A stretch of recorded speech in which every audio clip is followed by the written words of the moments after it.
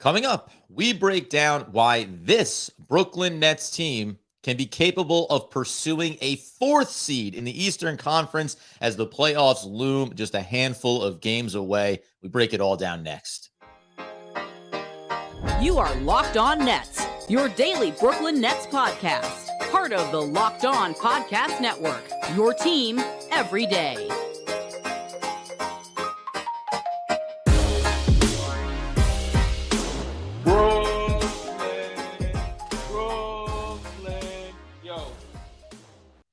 Yes, it is the Locked On Nets podcast right here on the Locked On Podcast Network. It's your team, the Brooklyn Nets, every single day. Over there is Doug Norrie, owner-operator of DFSR, for all your daily fantasy sports rankings from DraftKings to FanDuel. He's got you covered. I'm Adam Armbrecht, breaking down the New York Giants on the One Giant podcast and over on the Devils Puck Luck podcast, your New Jersey Devils. We thank you for making us your first listen of the day. We are free on all those great platforms. And let you know, today's episode, it's brought to you by Ibotta. Ibotta gives you cash back on hundreds of grocery items, from produce to personal care to pantry goods. Right now, Ibotta is offering our listeners $5 just for trying Ibotta out by using code LOCKED when they register. Go to the App Store or Google Play Store and download the free Ibotta app. And Doug, my goodness, my friend, if you thought that the Brooklyn Nets were coming off a hot weekend of games and really building up this fan base, yours truly is knocking every aspect of his job out of the park. My guy knows what day it is for sure.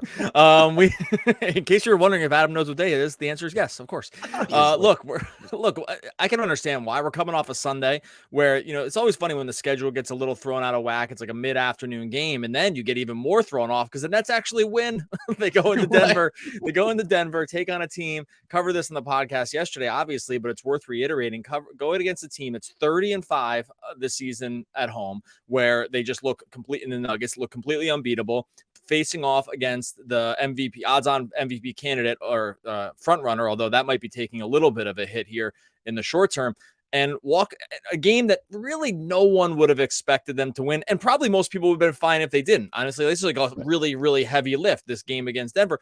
To walk away with a 122-120 victory, sometimes it doesn't take much, buddy, and you know this, to just sort of reframe all your expectations around a team. And we're going to cover it today. Like, forget playing. I mean, I was thinking playing a couple days ago. Now I'm thinking 4 seed. Now I can't unsee the idea that they might be able to get into the 4 seed and actually have a home playoff series. And it really is funny, man. We go back to that Friday night game on the road in Boston, right? We knew they had some soft matchups against Charlotte, and then kicking off what is this 5-game road trip here that they're about to wrap up, taking on the Thunder on Tuesday night. But that Celtics win. And then it was okay, but okay, great. That came out of nowhere. The comeback, it's awesome. 2 wins against bad teams. Great. That feels good. And then even after the loss against the Bucks, with all the backups that I know you talked about it, it's like when you feel like there's another win they could be on a 6-game winning streak right now, instead of winning 5 out of their last 6. But the Timberwolves and now this Nuggets game, it's just funny, man. Like, the one thing that we consistently seem to come back to is that the only consistent element about this team is the inconsistency about what to expect from them. Because we had the discussion after the trade deadline. Okay, a lot of talented players, but what can they really be? They have some bumps. Things aren't quite gelling. All right, let's bring it down a notch. You said it, play-in game. Like, well, yeah, maybe they can hang on to it, not fall into those difficult matchups. Could they even win a game in a playoff series we talked about? And then a week and a half later, justifiably with the schedule they've played, it does change your perspective. And it's that reminder about cohesion and coaching and getting 4 new starting guys in the lineup and then adding Noel and, just fitting all these pieces together. Like, it takes time, and it's at least really encouraging that they are seemingly starting to figure out how to lock pieces in here on a consistent game-to-game basis. Yeah, and I think that's the key, right? It's like they're getting more minutes together. There's clearly a part of them that wants to play like spoiler, I think, to some of these. I think to some of these other teams. I think there's a very real probably energy in the building that was like, hey, they traded all the good players away and this is what's left. Well, now there's something to prove. Everyone's got probably a little bit of a chip on their shoulder, right? In terms of like, hey, they were packaged by their previous teams and sent to this new team. The expectations were super low. And I mean, not super low, but like lower than Kyrie and KD, right? And so I think there's an element of that going on. I just think the whole vibe of the thing has changed. And now we're talking about a playoff situation where, again, look, we said this multiple times, but it really is worth reiterating about that Celtics game. Midway through that Celtics game, and I said it yesterday, and I'll say it again, I was like, where are they going to land?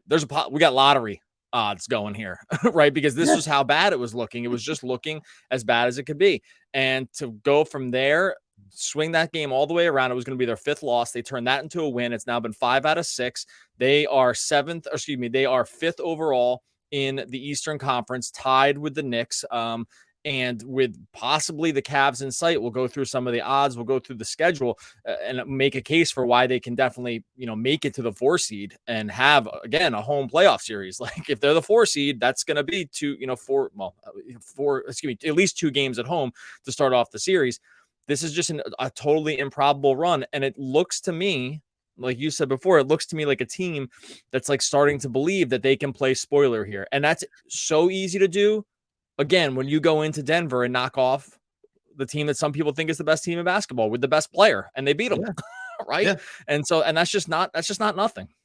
And the other really good thing I think about this too, because we are going to talk about how high they can go, but just thinking about setting the floor here as well, because inside of that stretch there when they're losing games and then starting with Boston, remember they lost to the Knicks. The Knicks were surging and continue, now you look back and they had a couple of skid games here, but they've been playing really well. So you're just ahead of them marginally because you have a game in hand over top of them right now.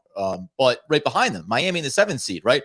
So the 6th seed now feels like the absolute floor for this team if we're just going to start setting expectations, because Miami is a full 3.5 games back from Brooklyn right now. So like it's really funny to watch this. Now it went from the margin of what could be was 5 seed. Okay, maybe, but 6 seed, hang on, maybe the play-in, maybe the lottery. And now, no, the window to me is like, hey, you're 6-4 right now. And if anything other than that happens on the negative side, it would be an absolute travesty. So that's played out to their benefit as well, just in terms of these 4 or 5 games. They're on a hot streak. And then some other key teams like Miami and those play-in teams didn't make any of those marginal moves that we thought could have been a concern.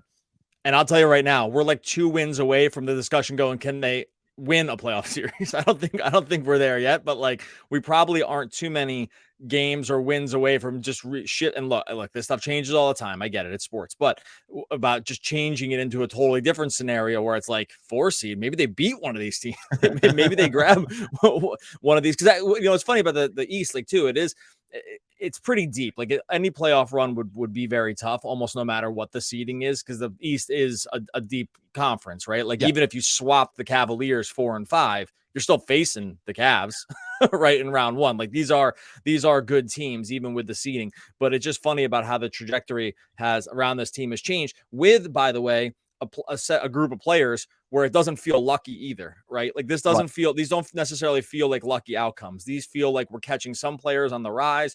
Some of these guys have been unlocked. Jacques Vaughn and company have made just definitive, just kind of choices around some of their rotations and some of their strategies too, which is, I think, definitely goes down to coaching and things that have, even though maybe not always looked that great, has worked. And I think some of these things definitely are repeatable. So it's going to be really interesting. All right, when we in a second here, we're going to break down where they could land, why the 4th seed in the East is within sight for this team, and some other expectations and predictions to make for the rest of the season. We'll get to that in a second. But first, we're going to tell you about our friends over at Ibotta. Look, groceries, school shopping, getting that little something for yourself. You've already been doing it, so why not get cash back with Ibotta? If you're watching the closet grow after purchasing all the season's latest trends, how about also watching that cash back grow with each purchase with Ibotta? You can earn cash back on every shopping trip. Ibotta gives you cash back on hundreds of grocery items, from produce to personal care to pantry goods. Either link to your loyalty account or upload your receipt after you shop. You get your cash back. It's that easy. The average Ibotta user earns, wait for this, $120 per year in real cash back. That could cover the cost of an entire shopping trip. And that's just for using the Ibotta app. If you could use that cash back to buy the flight you've been eyeing, to grab the game you're dying to try, a fancy dinner you're craving, all of it's on the table with Ibotta right now. Ibotta is offering our listeners $5 just for trying Ibotta by using the code Locked On when you register. Just go to the App Store or Google Play Store and download the free, you heard that, free Ibotta app and use code LOCKED. That's Ibotta, IBOTTA, in the Google Play or App Store. Use the code LOCKED. Grab Ibotta today. Okay. So when we turn our attention to what is achievable here, one thing that I was recognizing as well, we mentioned the Knicks in that before we talk about getting up to that 4 seed. There's something really fun about the entire remainder of this season is going to be about the two teams inside of this city. Like, this is New York, MSG, Brooklyn, Barclays Center. Everything that the Nets do is going to be watched by the Knicks and vice versa. And in a lot of ways, like I wish that this had been this new iteration of the team. If we had this type of energy all year, like I think this is just really good for basketball in general. And it makes for a really fun, like fit from a fan base perspective. That like this is where the jawing starts. This is where you start to get a little bit into well, I'll say Twitter is always a perfect space for these kind of conversations, but you have a lot of fun with this stuff. So it's actually one part of it that I think like we're going to talk about eyeing the Cleveland Cavs and getting up there. But there's a world where every single game, win or lose, it's going to immediately go back to what did the Knicks do? Who do they play next? What does their schedule look like? Because it continues to increase the chances for the Nets to do something. Yeah, that's where we're in that part of the season. We're in the part of the season where teams a couple things happen. Teams' motivations totally change up and down the entire NBA, right? Like some teams are just going to want to lose some of these games, right? Yeah. When you have Wembanyama on pot coming up and you can increase your chances there, the incentive to lose increases. But we have all these other teams. Yeah, we're going to be scoreboard watching. I was scoreboard watching Cavs Hornets yesterday when it looked like the Hornets were going to be able to topple them. And I'm thinking, hey, we're going to be starting to root for every Cavs opponent, every Knicks opponent. That makes it fun. Like that's what you want. You want every night in basketball to kind of count. So let's just take stock of where the Nets are right now. Nets are 39-29. They're 9.5 games out of first. That's not happening. They're 3 full games behind the Cavaliers, 2 in the loss column. Cavs are 43-27. When you look at some let's start here with the strength of schedule remaining. So the Nets have actually the 19th easiest or 19th most difficult. They have an easier schedule remaining according to our friends over at Tankathon. And one thing that's interesting about this is right now they rank 19th overall. For what it's worth, Cleveland ranks 29th. So Cleveland has a much easier remaining schedule. But one thing that we will see quickly happen with the Nets is because on Tankathon or wherever you look at remaining strength of schedule, you can find this in lots of places. That's a cumulative aggregate of all the remaining records they have, which means it goes by opponent, but you can clear away a hard part of your schedule easier by playing one really good team. So for instance, the Nets remaining strength of schedule got instantly a lot easier just by getting the Denver game off the schedule because Denver has such a great record, right? Yeah. Because their record, even though the wins losses are binary, the record can count for more in the standings. I hope I'm explaining that. I hope I'm explaining that correctly. So what we see with the Nets schedule is over the next few games, while right now they're at 19th, 5 games from now, this is going to drop to like one of the easiest schedules in the league because they play OKC. Fine. OKC, I think, is 500. I'll just look real quick. Yeah, they're 32-35. But then the next 4 games, and this is probably the most important stretch for the Nets this season, they play Sacramento, a very good record this year. Denver, obviously, very good record this year. Chump team. And then they play Cleveland back-to-back, very good record, right? And once they clear those, that's like all the wins basically left in the remaining strength of schedule. After that, it's like the bottom of the East. Not all the way, but pretty much. You're going to see this remaining strength of schedule for the Nets get so much easier here very quickly because they're going to clear off those. We can't just wash away those games. Those are going to be tough games, right? But they're going to have one of the easiest remaining schedules 5 games from now in the rest of the NBA. And then we'll talk in a second about the Cleveland stuff.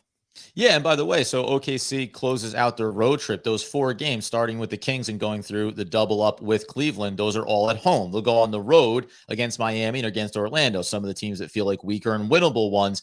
But 10 out of their last 14 games on the schedule are home games for Brooklyn. So that plays into their advantage as well. They have another 4-game home stretch starting on March 29th through April 4th with Houston, Atlanta, Utah, Minnesota. All very winnable games, like games I think they can go out and get. So just to your point, man, once we clear through this last road game and then that homestand, which again, we'll talk Cleveland here in a second and why that's maybe all that matters in these next 4 home games. But then even beyond that, they'll be comfortable in Barclays, taking on the Detroit Pistons, the Orlando Magic, and then a 76ers team to close out the season that very well may not have something to really accomplish there, depending on where they are from a seeding standpoint too. So this thing unfolds potentially in a really great way. But you brought up Cleveland. We said it at the top. Can this team achieve this 4 seed?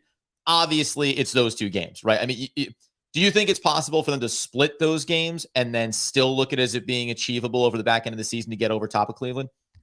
It would be tough. It would be great to just make up the 2 games right there because you have to just rely on so many other teams. I will say one thing about that, though, is that if they did even split with them, they would actually own the series tiebreaker because they've already beaten Cleveland 1 time this year. Right. So just to take one of those games, that actually makes a huge difference because they could then tie in the standings and still own the tiebreaker. So really just minimum they have to win one. If they win, if they lose both, it's done. They can't catch them. I don't think in any real form or fashion. But winning 2, making up 2 immediately, assuming that things kind of stay on course here over the next couple games, or like they're able to just basically split what's happening. Yeah, winning 2 would be we're gonna have. That's when we're really talking about it. Winning 1 though, again, you own the tiebreaker. It's a whole game. Right. Yeah. It's a whole extra game in the standings. So I think they don't need to win both. Winning 1 would probably not completely sink my outlook on it. Winning 2, we're going to have a really cool tone for the remaining part of the season because it's definitely in play. So let's also then, because the other side of this is you mentioned strength of schedule for Cleveland in this. Now they have the Charlotte Hornets. They just beat them, and now they'll play them once again on Tuesday night. They'll have the 76ers, but you mentioned how, pretty easy run here for them. The Wizards are in this mix. They'll play Charlotte to close out the year. Before they close out the season, it's back-to-back games against Orlando. You have the Pacers mixed in there and the Rockets. So, like in a lot of ways, while in theory 1-1 against Cleveland, it could still be on the table. The only way that I think that that's probably feasible is if the Nets go into the games for themselves leading up to this and find a way to, have success against this 4-game homestand. You can lose 1 game to Cleveland, but you might need to win the other 3. Like, I think Brooklyn's still in the boat of needing to be 14 games. It's got to probably be 10-4 to say that you have a chance to catch, if it's not including a sweep. If you get Cleveland back-to-back, then all bets are off, and it's just playing against them in the standings. But I think 10-4 is probably a realistic floor to set for this if they want to get up over that 4 seed. And by the way, Cleveland does have the Knicks one more time on their schedule, which is going to be critical potentially for New York as well there. So you get one maybe really important matchup mixed in that could help Brooklyn. Yeah, and just to add to one more, just like if we're just looking ahead of the schedule, I would say the other game on this that even if the 4 seed did not come into play, the other game that probably becomes the most important after that is the Miami game, because at that point, beating Miami and just separating another game from the play-in would matter too. Right. Clearing that completely off the table of possibilities. And I think there's like a weird thing with Miami where if they win the division, it's like maybe they can't be in the play-in. I need to look at that again. It's like a weird divisional thing. So I'm not sure if like Miami can land, right? They're there by schedule. Excuse me. They're there by record right now, but I just need to see if it's even like if they win their division, if that ends up being the case. I'm not sure about that, but regardless, let's just say it's by record. That game would just distance themselves from having to play in the play-in game too, which again, the Nets really desperately want to avoid that also. Like you want to just have a playoff seed set and be done. Yeah. Like we're out of tanking territory here. We're out of like high lottery draft pick, even just spiking a random ping pong ball territory. I think the Nets have won their way out of that, right? They've in the short term. Well, that's why coming up here in a second, Doug will crunch some numbers on Miami in their scenario, but also we'll discuss what this recent run for Brooklyn and these final 14 games has done to change the perspective around where they are in the Eastern Conference and how much they'll need to accomplish in this offseason to continue to improve. There's a key veteran on this roster that has changed my mind a little bit as well. All right, before we get to that, we are rolling toward the NBA playoffs through this NBA season. It's the perfect time to download FanDuel, America's #1 sportsbook. New customers on FanDuel are going to get a no-sweat first bet up to $1,000. Bonus bets back if your first bet doesn't win. All those bees, baby. Just download this FanDuel Sportsbook app. It's safe, secure, and super easy to use. Right now, you probably don't know this. This is a testament to this Nets season. Mikal Bridges has worked his way into 4th in the odds for most improved player. Now, it's going to be a long shot. SGA and some of these other guys, Lauri Markkanen, and these other guys have had pretty amazing seasons. but the fact that he's even in the conversation at plus 3,600 over on FanDuel, that is what we're talking about. Nice job. Let's get him and Dinwiddie into the MVP odds too, now that they toppled Joker last night. That's the kind of stuff that we want to see over on FanDuel. FanDuel's got you covered for all the market spreads, money lines, totals, player props. You can go points, rebounds, assists, everything. You can pile it all together for a same game parlay with a better chance for a bigger payout. Don't miss the chance to get your no sweat first bet up to $1,000 in bonus bets when you go to FanDuel.com/lockedon. That's FanDuel.com/lockedon to learn more. Make every moment more with FanDuel, an official sports betting partner of the NBA. Okay, so I want to talk about obviously what this has done to change our perspective. We knew that this was going to be the back half of the season after the trade, just trying to figure out where's the value. We talked about Mikal Bridges and saying, oh, there's a jewel for this team to go ahead and rebuild around going forward. But the one thing I'll say is, we mentioned this going back to the offseason around the draft capital that was given up for this player. We turned around and said at the trade deadline, boy, if you could have flipped him, you wouldn't have hated it.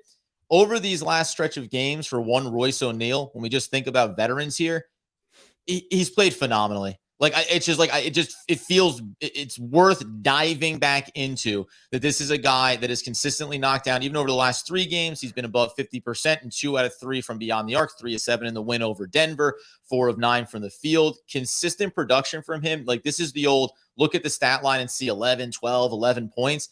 I really think that he's done a really good job in what has been a very shifted role for him from what they were using him for when it was Kevin Durant and Kyrie Irving. This is a guy that was starting every single game for this team. It immediately changed the second that the trade deadline passed, and he's rounded himself back out. I don't know what that means long-term for him, but players like this, you mentioned about, what's going to happen on the stretch here. What are we trying to accomplish? Do we want to play spoilers? Guys like this need to buy in order to still have success here. Because if it's just Mikal Bridges, just Cam Johnson, as well as they've been playing, that wouldn't be enough. You needed to be able to look at this bench that we said on paper was deep and have them produce. And he's a guy amongst others who's played really well.